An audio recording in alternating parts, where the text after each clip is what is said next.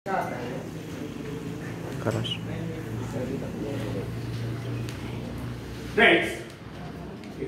के जीवन की बात छोड़िए, सभ्यता का इतिहास का अध्ययन करने पर आपको यह मालूम हो जाएगा कि प्राचीन काल में लोग अपने घरों को प्रकाशित करने के लिए चर्बी का प्रयोग किया करते थे।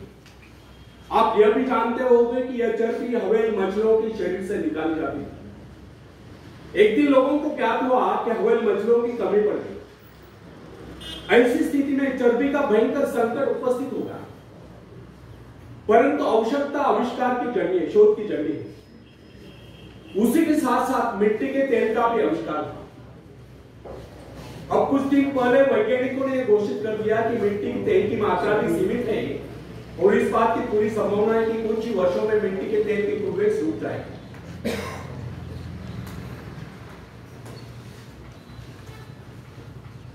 लोग इससे बहुत चिंतित होंगे, क्योंकि उस काल में शक्ति का मुख्य साधन तेल था, जिससे कल कारखाने और अन्य अनेक प्रकार के वाहन चलते थे। लेकिन अगले क्षणों में वैज्ञानिकों ने यह घोषित कर दिया कि अणुशक्ति का प्रयोग प्रतिदिन की आवश्यकताएं पूरी करने के लिए किया जा सकता है। इसके साथ ही जल विद्युत का निरंतर बढ़ता हुआ प्रचार भी मानव की सभी आवश्यकताओं की पूर्ति करता रहे। आजकल तो सोलर एनर्जी पर बड़ा रिसर्च हो रहा है, पवन चक्कियों का इस्तेमाल बड़े पैमाने में हो रहा है। इस प्रकार प्रकृति के अक्षय भंडारों और मनुष्य की चमत्कार पूर्ण आविष्कार प्रवृत्ति के अनेक उदाहरण इस तथ्य की पुष्टि करते हैं। यदि व्यक्ति उत्साही और स्वावलंबी हो तो उसके लिए संसार में किसी चीज की कोई कमी नहीं। खोजने पर वह सब कुछ प्राप्त कर लेता है। इसलिए कहा गया है, जिन्हें खोजा तुमने पाया। मनुष्य को भ्रम होता है कि अकेले काम, मनुष्य को भ्रम होता है उसने बहुत कुछ कर लिया, बहुत कुछ पा लिया और अब प्रकृति के स्रोत खाली हो गए। किंतु यह उसकी भूल है, वह भ्रम में जी रहा है। वास्तविकता तो यह है कि मनुष्य ने अभी तक विश्व के एक अंश पर ही विजय प्राप्त की। पता नहीं अभी तक पृथ्वी के गर्भ में कितने खजाने अचूके दबे पड़े हैं। यह विशाल ब्रह्मांड और इसका अंतहीन घेरा मनुष्य की प्रतिभा के लिए भयंकर चुनौती। वैज्ञानिक न्यूटन ने गणित संबंधी नियमों द्वारा इस संसार की विशालता का अनुमान लगा लेने के बाद कहा, मैं तो अभी तक एक अथांग सागर के तट पर खड़ा हूं और किसी अबोध बालक की तरह आयु पर खाक छानने पर भी मेरे हाथ केवल कुछ सिप्पियां ही लगी हैं।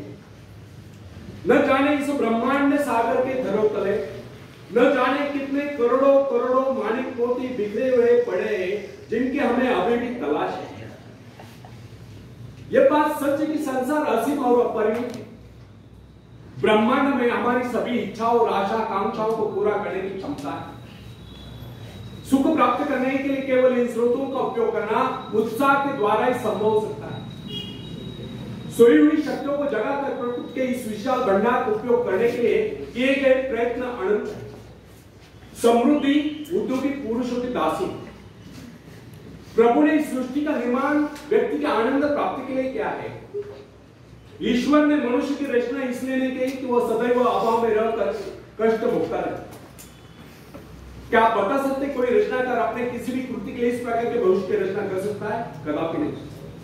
सच तो यह है कि हमारा जन्म सुख शांति पूर्वक जीने के लिए हुआ है। यह सृष्टि हमारे ही उपयोग के लिए बनाई गई है। जीवन का अर्थ यंत्रणा नहीं, आनंद तथा उसका उपभोग है। अर्थात आनंद का अर्थ रुचकल क्रीड़ा या अय्याश नहीं। विलासिता और अय्याशी तो जीवन को पतन के गर्त को ले जाते हैं। आनंद का वास्तविक अर्थ है व्यक्ति की सभी शक्तियों का पूर्ण विकास और विकसित क्षमताओं का विश्व कल्याण के लिए प्रयोग। नैतिक जीवन में एक प्रकार के संतुलन की सृष्टि करना है।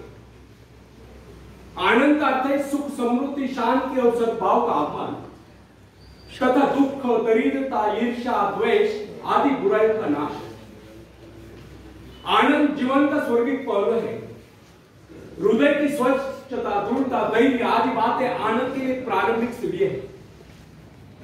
मनुष्य के जीवन में आनंद का आविर्भाव उस समय तक नहीं होता जब तक वो अपने मन से शंका और संदेह, ईर्ष्या, द्वेष आदि बुराई को दूर नहीं कर देता। भय और शंका जीवन रूपी गंगा में विष खोल देते हैं। बुराइयों का संघर्ष जीवन की समरसता को नष्ट कर देता है और समरसता का अभाव जीवन में विसंगतियां पैदा करता है और विसंगतियां जीवन के उज्जवल पक्ष पर इस प्रकार छा जाती है जैसे चांद पर ग्रहण। आशा, विश्वास, श्रद्धा आदि बातें जीवन को आलोकित करते हैं। इनसे जीवन में शुचिता, स्वच्छता और निर्मलता का समावेश होता है और इन्हीं से जीवन में संतुलन आता है और संतुलित जीवन ही हमारे हृदय में प्रेम रूपी स्थिरता का उद्गम स्थल है। फ्रेंड्स, यदि आपके मन में संकीर्णता है तो आपके विचार भी संकीर्ण होंगे। संकीर्णता के कारण ही मानसिक रूढ़िवादिता को प्रोत्साहन मिलता है। संकीर्ण विचारों वाला व्यक्ति अपने आप को इस संसार से निकालकर अंधेरे कुएं में कैद हो जाता है। उसका जीवन, उसके जीवन का ध्येय तथा अन्य गतिविधियां संकीर्ण घेरों में बंद कर रह जाती हैं। गोलू के बैल की तरह आंखों पर पट्टी बांधकर निरंतर चलते रहने पर भी वह वैसे के वैसा ही रहता है। उन्नत विचारों से उसका नाता टूट जाता है और एक दिन आता है जब समय उसके आगे निकल जाता है और वह केवल गूंगा पंथी के रूप में खड़ा रह जाता है। इसलिए फ्रेंड्स, विचारों में समृद्धि लाने का प्रयास करें। जब विचारों में बदलाव आ गया तो कार्यों में सृजनात्मक बदलाव आएगा, जीवन शैली बदलेगी, तब भाग्य स्वयं बदलेगा। जो व्यक्ति समझते कि परिस्थितियों तथा सामाजिक असमानता का कारण निर्धन है, वे गलत समझते हैं। ऐसे लोग अपने भीतर झांक कर नहीं देखते कि हमें क्या कमी है। वे स्वयं का विश्लेषण करके दूसरों पर दोषारोपण करते रहते हैं। सच्चा और वास्तविकता यह है कि समृद्धि गुणों का वर्णन करके वह हेरा फेरी से कभी प्राप्त नहीं होती। जिन लोगों के मन में यह विचार घर कर गए कि सौभाग्यवान व्यक्ति धनी बन सकते हैं, वे गलत समझते हैं। जो व्यक्ति समझते कि वे केवल भाग्यवान व्यक्ति ही सफल हो सकते हैं, वे गलत समझते हैं। ऐसा सोचना कदापि उचित नहीं। सौभाग्यशाली आप भी हैं और आप भी सब कुछ प्राप्त कर सकते हैं, किंतु ऐसा प्रयास तो करें। भाग्य अभाग्य का रोना न रोकर कर्म करो, कर्मों से भाग्य बदलता है। अकर्मण्यता आलस्य से, निराशा से नहीं। क्या आपको पता है कि आपके भाग्य में क्या है? जो व्यक्ति प्रकृति के अंगनों स्रोतों की प्रचुरता को समझते हुए धन उत्पादन के लिए प्रयत्नशील है,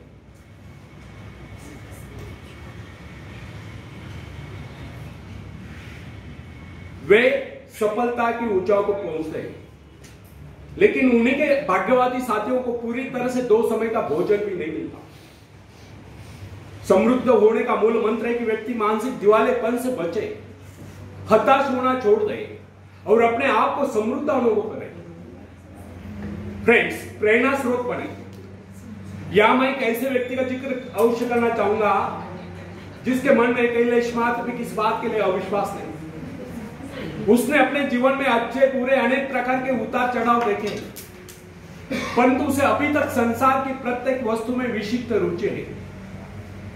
उससे बातचीत के समय आप उसके व्यक्तित्व से अवश्य प्रभावित होंगे। वह किसी भी वस्तु को साधारण नहीं समझता। जीवन की छोटी छोटी बातें भी उसके लिए प्रोत्साहन देती है।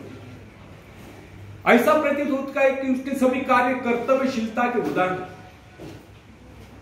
किसी भी काम को करने के लिए वह अनावश्यक उद्यत गुण में नहीं फंसता। ऐसा प्रतीत होता है कि जिस प्रकार सूर्य का प्रकाश सारी पृथ्वी को ढके हुआ है, उसी प्रकार उससे मिलने वाले सभी लोग उसे चाहते हैं और प्यार करते हैं। उसके मन में कहीं लेशमात्र भी किसी प्रकार की अविश्वास की भावना नहीं चलती। स्वस्थ और विघ्न बाधाओं से रहित जीवन जीने वाले व्यक्ति दूसरों के लिए प्रेरणा स्रोत होते हैं। या मैंने जिस व्यक्ति का उल्लेख किया वह धनी नहीं है, परंतु उसे जो प्रसन्नता प्राप्त है वह संसार के बड़े से बड़े धनवान व्यक्ति को भी प्राप्त नहीं। दूसरों के जीवन को समृद्ध बनाने वाले व्यक्ति समृद्ध जीवन बिता सकते हैं। फ्रेंड्स, मृग तृष्णा छोड़े। आपके संपर्क अनेक ऐसे व्यक्तियों से आए होंगे जो बहुत ही धनी है परंतु निहायत बेकार और निकट्टू है। ना वे खुद खाते ना दूसरों को खाने देते, अपनी हड्डियां गला गला कर धन जोड़कर चले जाते, खुद भूखे मरते, अपनी इच्छाओं को मारकर पैसा एकत्रित करते हैं। आखिर ऐसे अमीर की इस काम की? कंजूसी और लालच के हाथ बिके ऐसे लोग बिल्कुल उन्हीं फलों के समान हैं जो किसी भूखे व्यक्ति का पेट भरने के बजाय पेट की डाल पर ही सड़ कर नष्ट हो जाते हैं। इस प्रकार की समृद्धि से तो गरीबी लाख गुना अच्छी है। यदि हमें एक बार भी ज्ञात हो जाए कि शक्ति का मूल स्रोत हमारे भीतर ही विद्यमान है तो हमें इधर उधर भटकने की आवश्यकता नहीं रहेगी। अंतर्मुखी प्रेरणा स्रोत इतना समृद्ध है जो उसे एक बार प्राप्त कर लेता है वो संसार की समस्त समृद्धियों का स्वामी हो जाता है। प्रेरणा रूपी अमृत पात्र के एक बूंद उसके जीवन की सारी शुष्कता को समाप्त करके उसे हरियाली में बदल देती है। प्राय लोगों के साथ कठिनाई यह है कि वे कस्तूरी मृग के समान अपने नाभि में स्थित सुगंध के स्रोत को ढूंढने के लिए जीवन भर इधर उधर भटकते रहते हैं और अपने नाभि में स्थित कस्तूरी को ढूंढ नहीं पाते। वस्तुतः समृद्धि का मूल स्रोत हमारे भीतर ही विद्यमान है। आवश्यकता केवल इस बात की है कि हम उसे खोज लें। यही कारण है कि हमें अपने जीवन से वही कुछ मिलता है जो हम उनसे मांगते हैं। हमारा वातावरण, हमारी परिस्थितियां, हमारा व्यक्तित्व आदि सभी कुछ हमारे विचारों के अनुरूप ही स्वरूप धारण करता चला जाता है। जो व्यक्ति लगातार गरीबी के डर से आक्रांत रहता है वह स्वयं ही निकम्मा हो जाता है। वह सदैव यही सोचता रहता है कि वह अभागा है और दुनिया की सुख समृद्धि उसके लिए नहीं बनी तो उसे समृद्धि किस प्रकार प्राप्त होगी। स्वास्थ्य, ईश्वर विश्वास, आस्था और उद्यम में कमी के कारण ही व्यक्ति सदैव पददलित बना रहता है। आखिरी में लास्ट 2 मिनट्स है, पूरे ध्यान से सुनो। बैठे बैठे सावधान।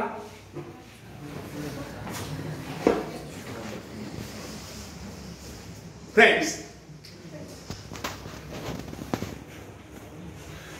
जो व्यक्ति ये सोचते कि वे परिस्थितियों तथा जो व्यक्ति समझते कि वे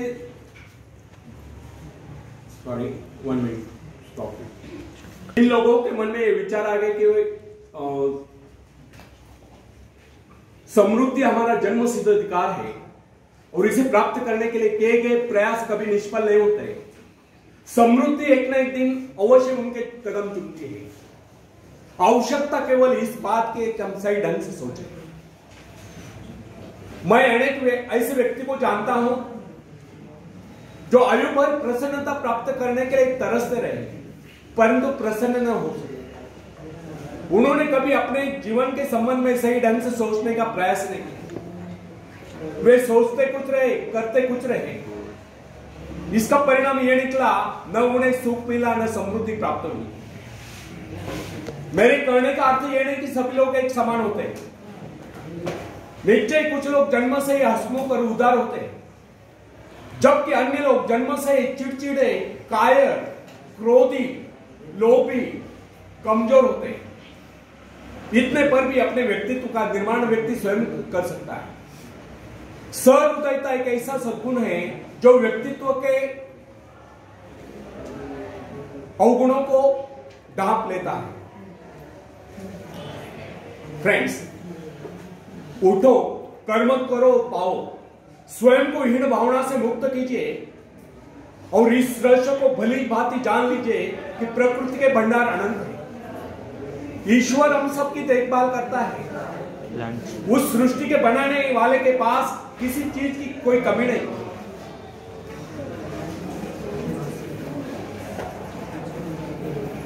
मनुष्य इस सृष्टि का श्रेष्ठ प्राणी है। उसका कर्तव्य है कि वो अपनी पाश्विक शक्तियों पर विजय प्राप्त करके उनका प्रयोग मानव जीवन के विकास के लिए करे। इन विनाशकारी तत्वों का सही ढंग से नियंत्रण होने पर ही संसार से गरीबी और भूखमरी समाप्त हो सकती है। सृष्टि निरंतर विकास की ओर अग्रसर है, वो विकास की योजनाओं पर चल रही है। काम करने वाला या कभी भूखा नहीं मरता, फिर सुकर्म करने वाले व्यक्ति को कमी किस बात की? समृद्धि आपके व्यक्तित्व की देन है, भाग्य अपज्ञ से उसका कोई लेन देन नहीं। अपने व्यक्तित्व को सुधारिए, सफलताएं, सुख समृद्धि, खुशियां स्वयं चलकर आपके पास आएगी और आप कामयाबी के शिखर पर होंगे। आखिरी में एक शेर मैं सुनाता हूं। तुम उड़ सकते हो मुक्त आकाश में, तुम मुक्त आकाश के पंछी, तुम व्यर्थ ही डरे हो, तुम भूल ही गए हो कि तुम्हारे पास पंख है, तुम पैरों से चल रहे हो, तुम आकाश में उड़ सकते हो, थोड़ा फड़फड़ाओ ताकि तुम्हें एहसास हो जाए। ध्यान सिर्फ भरोसा पैदा करने के लिए है, तुमने कुछ खोया नहीं, तुम सिर्फ भूले हो कि अपने पास पंख है, अपने पास पंख है। धन्यवाद।